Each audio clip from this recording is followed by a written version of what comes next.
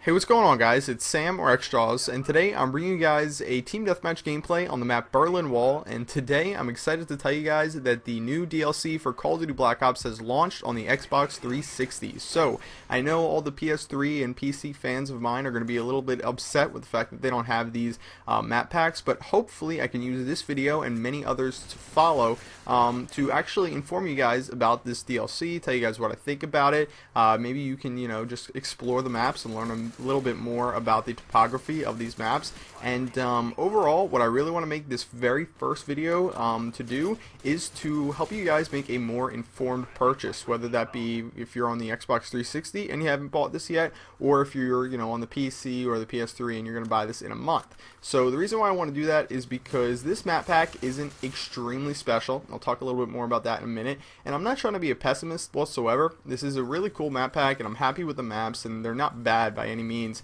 But a lot of people are curious, is it worth the $15 price tag?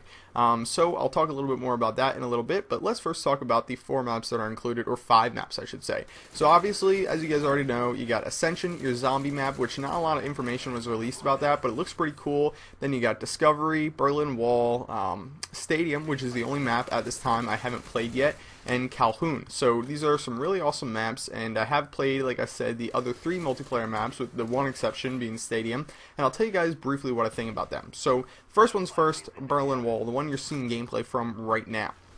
This is, in my opinion, the best out of the 3 maps that I played.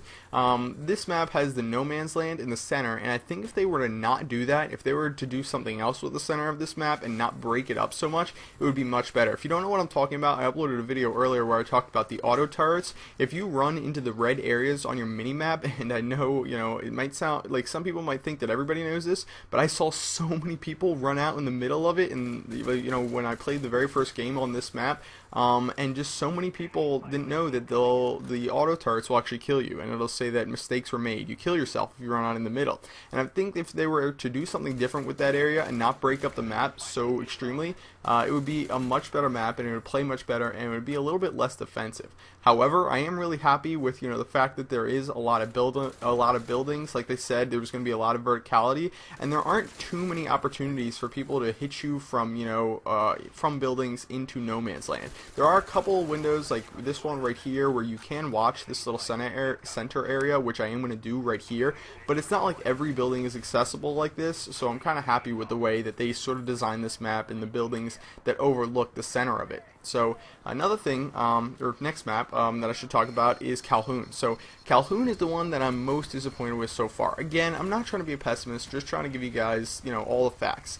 The thing with this map is that it's a lot of jumping around. There's a lot of jumping over things, to get from point A to point B, like literally to get from flag A to flag B. You have to jump over a lot of stuff, go up ramps, go down ramps, go through windows and out of them, and all this stuff, and it just seems like that map is really broken up, and if you are caught with your pants down, if you are caught climbing something, you are going to be screwed. So, it's one of those times where I really wish they implemented Marathon Pro from Modern Warfare 2 into this game, where you could climb faster. Unfortunately, you can't, and that makes things a little bit choppy. I did get killed quite a few times on that map trying to climb things, and it does make getting to the objectives and recapturing them really difficult. But nonetheless, it's an okay map. Like I said, just really choppy gameplay, and it might lead to some bad things. But like I said, I only have played for a little bit here, so I don't have as much experience as I wish I did to talk to you guys about. But it does seem like a decent map nonetheless, and I don't want to give you the idea that they're all bad maps in any way, shape, or form.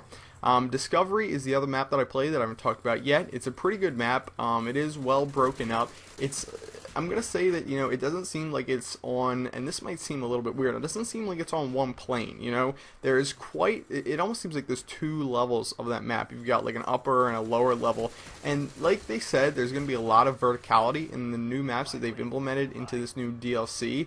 But the fact is it doesn't feel like everyone's playing on the same map, if that makes any sense. It feels like there could be a guy above you on a really, really big ramp, or it just seems like that map doesn't just have a couple areas where you're either below everyone else or above everyone else. It seems like, only 50% of the players at any one moment are kind of playing on the same battlefield. And I know that might seem a little bit confusing, but when you play it, I think you guys will know what I mean.